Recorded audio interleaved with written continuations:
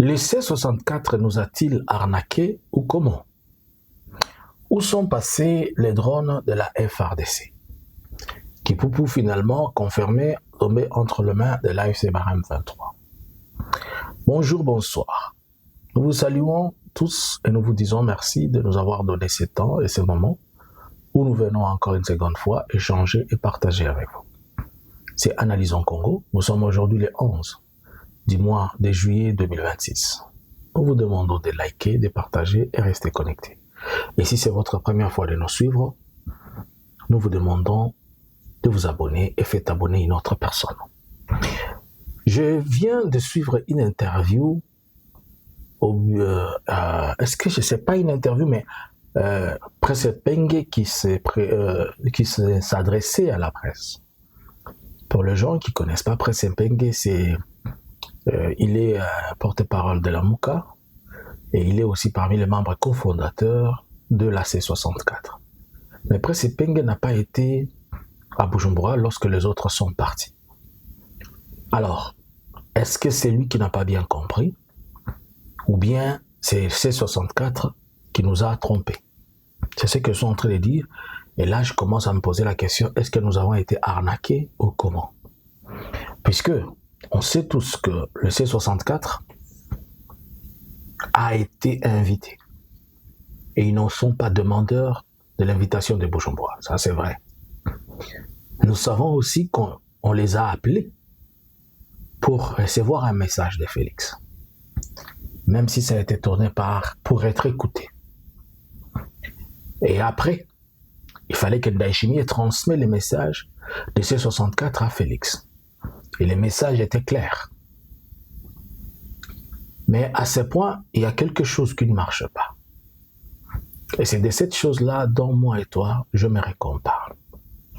Je veux que tu suives Presse Penge parler, que tu ne dises pas que je mentis. Suivez un peu. Pour que le Burundi puisse lui servir de point d'appui principal. Et par conséquent, il nous a invités à parler avec les cas de Félix Tshisekedi pour trouver une solution. D'abord, Presse Penge dit que Ndayishimiye les a demandé à dialoguer avec le camp de Félix pour trouver une solution. C'est-à-dire, à ce point-là, Ndayishimiye devient médiateur. Alors que nous avons cru que Ndayishimiye était juste un communicateur. C'est-à-dire, il passait les messages. Mais Ndayishimiye devient médiateur. Puisqu'il fait la médiation, il fait le pont entre l'opposition politique et le gouvernement.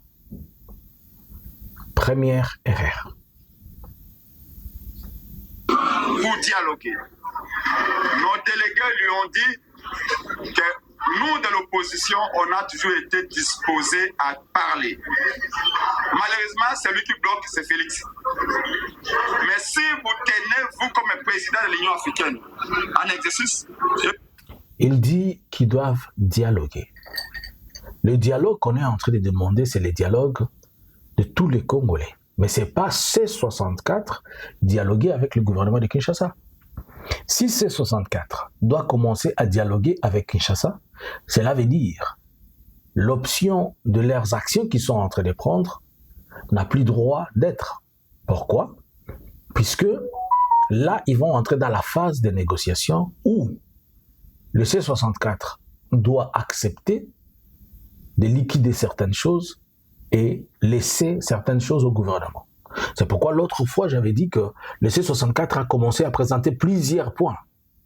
Et c'était comme si des gens qui étaient en train de présenter un cahier de charges et que ce cahier de charges-là devait être consommé ou écouté. Mais maintenant, ici, si on fait de Ndayishimiye un médiateur, est-ce que ça a un sens? Et maintenant, ici, si on doit aller dialoguer, est-ce que ça a un sens? Le C64 est né pour dire à Félix, stop à ton projet satanique démoniaque. Un, celui de changement de la Constitution, celui de briguer le 3e mandat et ton histoire de référendum. Il n'y a pas de négociation là-dessus. C'est une matière qui ne se négocie pas. On a fait la création de cette structure, c'était pour dire stop à cette histoire, on n'en veut plus. Maintenant, si nous devons sortir de cette phase, est-ce qu'ils sont descendus dans la rue pour solliciter un quelconque dialogue avec Félix? Sont-ils descendus dans la rue pour solliciter un dialogue? C'est ce que Epeng est en train de nous dire. Donc cela veut dire que le C64 a fait sa conférence de presse pour nous dire autre chose et qu'à l'interne, ils savent autre chose. Je continue. Du Burundi, vous tenez à ce que l'on parle. Nous ne refusons pas. Nous voulons la paix, pas la guerre. Mais nous posons une seule condition. Que M. Tshisekedi renonce à son idée diabolique de changer la constitution pour se maintenir au pouvoir et provoquer la balkanisation en passant. Si Tshisekedi renonce publiquement à un troisième mandat, à tripatuer la constitution pour se maintenir au pouvoir, nous sommes disposés à échanger avec lui. Mais Ndayishimiye nous a répondu qu'il allait contacter Félix Tshisekedi pour nous mettre autour de la table. Alors, ils disent que si Félix accepte de changer et de ne plus changer la constitution et qu'il accepte d'annuler et publiquement qu'ils disent qu'il ne va pas briguer un mandat, alors ils seront à mesure de pouvoir négocier avec lui. Bon. D'abord, Ndayishimiye a dit que votre pays est devenu trop lourd, le Burundi n'est plus à mesure de pouvoir tenir. Oui, on sait que c'est trop lourd. Le Burundi, ce n'est plus que le Burundi n'est plus à mesure de tenir. Le Burundi veut sortir de cette crise, puisqu'il a perdu beaucoup d'hommes. Si je vous montre les dernières images de comment les militaires burundais sont calcinés au front, vous ne pouvez pas comprendre. Là où se trouve mon inquiétude est la question que je me pose. Comment les C64 peuvent accepter et solliciter la médiation de Ndayishimiye, sachant que Ndayishimiye lui-même, il est parti dans le conflit, sachant que Ndayishimiye, c'est l'ami de Félix, sachant que Ndayishimiye a beaucoup d'intérêt en RDC, et que lui demander de faire la médiation, c'est comme s'il vous lui demandait lui-même de se couper la main des choses qui sont les siens. Non. D'abord, quand vous demandez à Ndayishimiye de faire la médiation, quelle crédibilité accordez-vous à Ndayishimiye? Et tant que président de l'Union africaine, il n'est pas crédible. Et tant que président du Burundi, il est parti en conflit. Comment allez-vous vers un allié de Félix et demander à cet allié de Félix de faire la médiation et que vous pensez que cette médiation va produire quelque chose? En tout cas, c'est que le C64 nous a menti. C'est que le C64 nous a menti. Puisque le C64 nous a donné le rapport, ou bien le C64 nous a dit qu'ils ont discuté avec Ndayishimiye et voici le point qu'ils ont demandé à Ndayishimiye de transmettre à Félix. En transmettant ces points à Félix, ce n'était pas pour qu'il crée un pont et que Ndayishimiye soit au milieu pour le rapprocher. Non. Mais ici, Epeng nous fait comprendre qu'ils sont en train d'attendre que Ndayishimiye convoque un dialogue entre le C64 et les gouvernements à Kinshasa. Alors, s'ils sont en train d'attendre, c'est pas moi, je reprends ce qu'Epeng a dit. S'ils sont en train d'attendre ça, où serait la place de la médiation dont tout le monde espère, celui de la CENCO et de l'ECC? Puisque c'est le format normal et c'est le format que Félix n'aime pas. Je vais vous faire comprendre. Aujourd'hui, nous sommes le 11. Après que Félix soit rentré, depuis qu'il est rentré des États-Unis dans cette histoire de football-là, c'est à ce moment qu'il a commencé à tergiverser dans tous les sens. Félix va descendre au Congo-Brazza pour discuter avec le vieux Sassou. Avant Brazza, il était avec Ndayishimiye. Il descend au Congo-Brazza, Ndayishimiye appelle les opposants à Bujumbura. Lorsque les opposants rentrent, comme ce n'est pas favorable, il envoie une délégation en Angola. L'Angola les gifle, il rentre, il y a déjà une autre délégation qui va au Togo pour regarder si Fort va venir encore dans le bateau. Vous êtes en train censé de vous... Ça explique seulement comment Félix ne sait plus où se tenir et Félix ne sait plus comment marcher. Est-ce que le C64 va nous rouler et donner des béquilles à Félix comme ils l'ont fait en 2023-2018 ou comment? Puisque en 2019, excusez-moi, en 2019, c'est encore des membres de C64 qui sont partis débaucher et détruire la coalition et la coexistence de la coalition ou bien de la cohabitation qu'il y avait entre l'FCC et Cash pour donner à Félix une majorité qu'il n'avait pas et qui a fait naître l'Union sacrée. Est-ce que nous ne sommes pas en train d'assister à la naissance d'une autre chose que le C64 veut nous endormir pour y arriver? Est-ce que j'ai dit que quelqu'un a pris l'argent? Non. Est-ce que j'ai dit que le C64 a fait quelque chose? Non. Mais je pose la question. Si le C64 doit chercher la médiation de Ndayishimiye, ça veut dire quoi? Est-ce que le C64 peut appeler Ndayishimiye à venir être médiateur dans cette histoire? Êtes-vous parti pour commencer à amorcer les dialogues sous informant C64 gouvernement ou comment? Quand moi j'ai posé la question, pourquoi ces choses sont tellement rapides, comme s'ils étaient déjà cuites? C'est comme si on avait déjà préparé tous les ingrédients et il fallait juste mettre la casserole au feu et mettre l'huile après et on fait la soupe. Ndayishimiye appelle les gens, Ndayishimiye convoque les gens. Aujourd'hui, on envoie les invitations, déjà Jean-Marc Kaboun dans l'avion, déjà les autres le lendemain dans l'avion, on retourne le passeport, on cherche le passeport. Mais comment c'était trop vite fait là?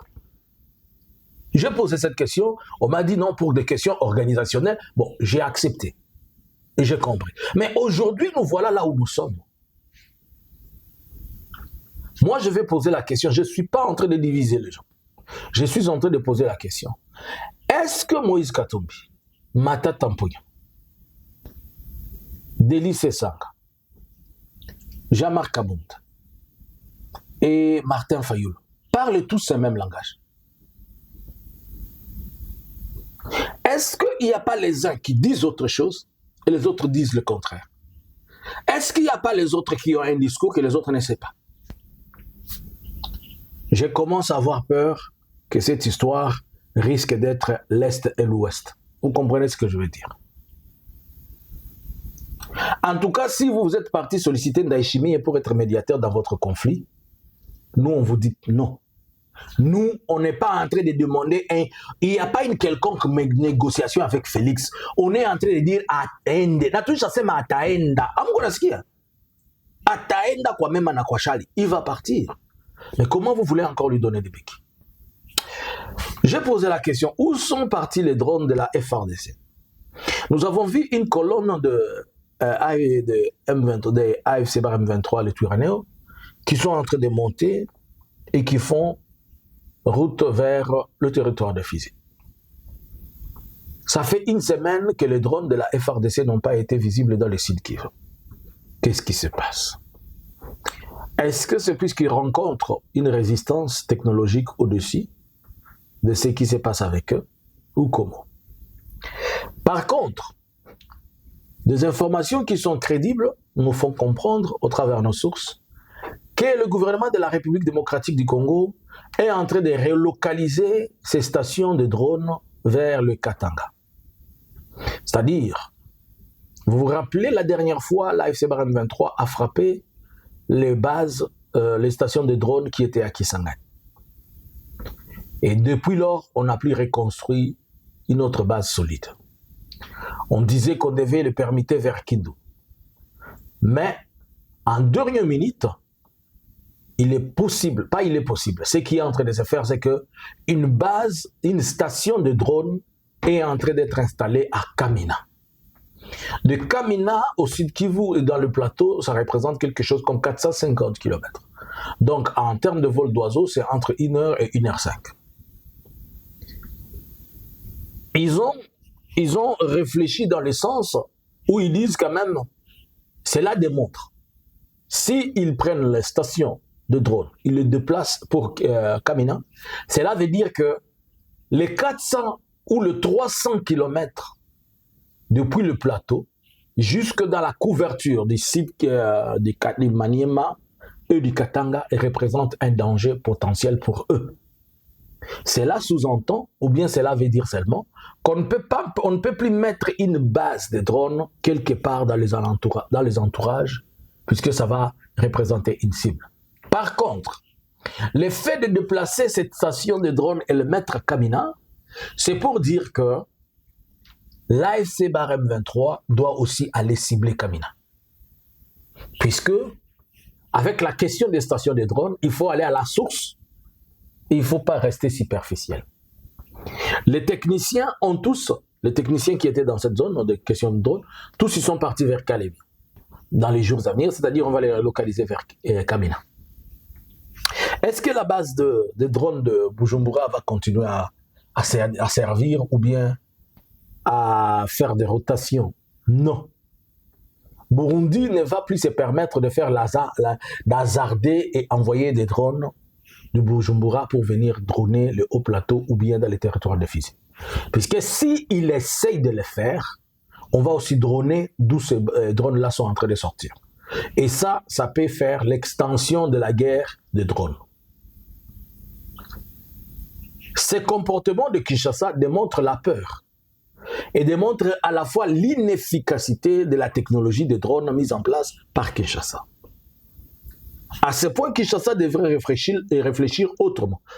Moi, je l'avais dit depuis le début, que les drones, on devait les descendre par terre. On devait stopper cette histoire des drones puisqu'il fait beaucoup de victimes inutiles. J'ai suivi un live hier. Et peut-être je vais revenir avec un détail là-dessus. Un militaire FARDC en train de faire un militaire qui est au front. Azo Senga Basa la bango cotisation. Je vais revenir sur ça. Je vais vous montrer le preuve de ce que j'ai dit. Et c'est normal. Le gouvernement qui prétend avoir plus de 20 milliards de budget et qui disent qu'ils ont investi tout le budget dans la guerre. Ceux qui basoda ba komi ko sala live pona ko senga lisungi. Ba soda Kinshasa te, ba o bazana front. Bongo ba o bazana Kinshasa. Na sugel nano ozongela lisusu. Na motuna nanga oy. Bonjour, bonsoir. À vous les claviers. Analysins Congo subscribers.